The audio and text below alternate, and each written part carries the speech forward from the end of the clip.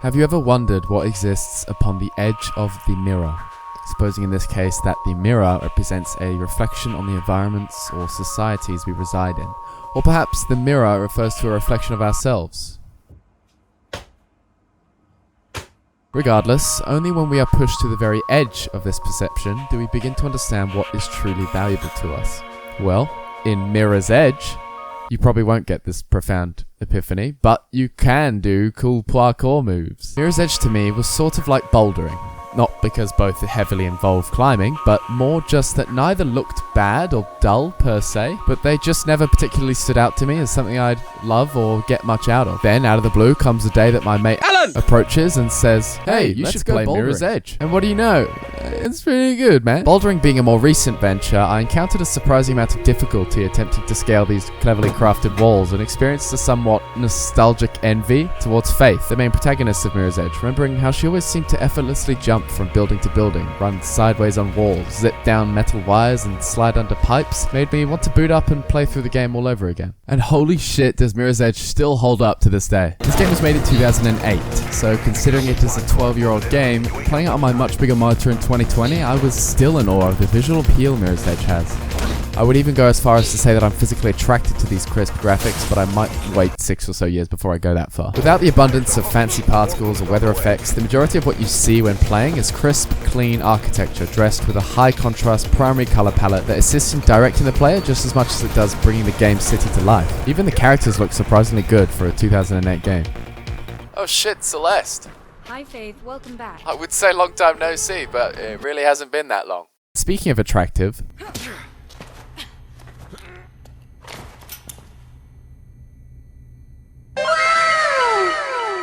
Mirror's Edge follows the story of Faith. Having lost her mother at a young age, she left and met a guy called Merc, who trained her up to be the badass runner she is now.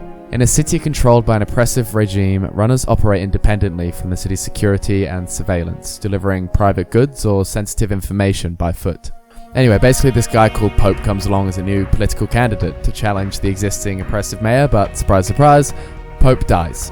Problem is, Faith's twin sister Kate is framed to be the murderer when really she had nothing to do with it. I know I was waffling nonsense at the beginning about understanding what truly matters to us when we reach the Mirror's Edge, but to me that was genuinely the main takeaway from the plot of the game.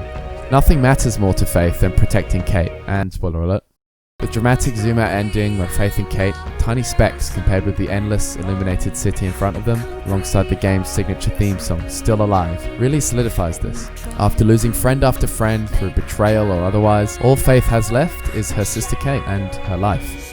She's reached the Mirror's Edge, and yet, despite everything, she is still alive.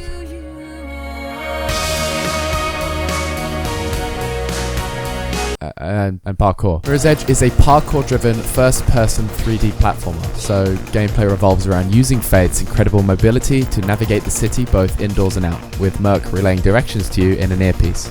This is the best I can do in terms of making a broad enough statement to encompass all of Mirror's Edge's levels. You deliver packages, run from helicopters, hug your sister, go down storm drains, avoid snipers, go in elevators. Oh, sugar-free and low-carb. I might have to buy some of those. Crawl through vents, hide in trucks, bust out a shoddy, even jump on trains. This is not at all physically possible, but I love it anyway. You get the idea. The best parts of gameplay in Mirror's Edge for me were those that, despite the oppressive theme and setting, made me feel so free when playing. The parkour system of Mirror's Edge rewards gaining as much speed as possible and maintaining momentum, so Faith can run faster, jump further, and climb higher.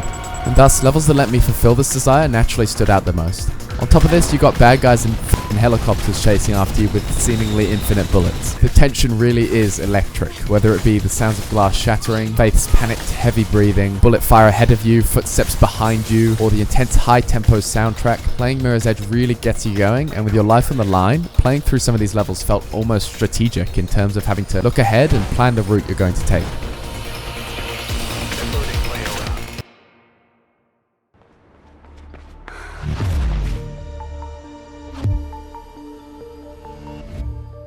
God, I wish wish that floor were me. On the flip side, some of the levels also stood out for the wrong reasons. Combat in Mirror's Edge is severely lacking. Hell, the term combat is quite generous. The main mechanic involves going up to a guy, and then when he attacks you, there's a brief period where his weapon goes red. You have to right-click in this period. You get the timing right, you kill him, and you get his gun. Not an inherently bad mechanic, and with some varied animations, it does feel pretty cool to fuck up a guy, snatch his gun, and start popping caps in his buddies. But in isolation, this mechanic cannot hold up an entire aspect of gameplay, and in excess, it quickly loses its charm. And this is coming from a repeat player too, because the more you play, the more you do realize that you don't often have to fight, but can instead just run past the bad guys. As a new player, some of the levels that quite heavily enforce fighting the bad guys to progress did fall short, and you'll find repeatedly attempting difficult checkpoints can break the flow of freedom that the game otherwise so effectively accomplishes. You can freely punch with left click and do a cool flying jump kick thing too, but they seem largely ineffective in the majority of scenarios. Please just fucking die.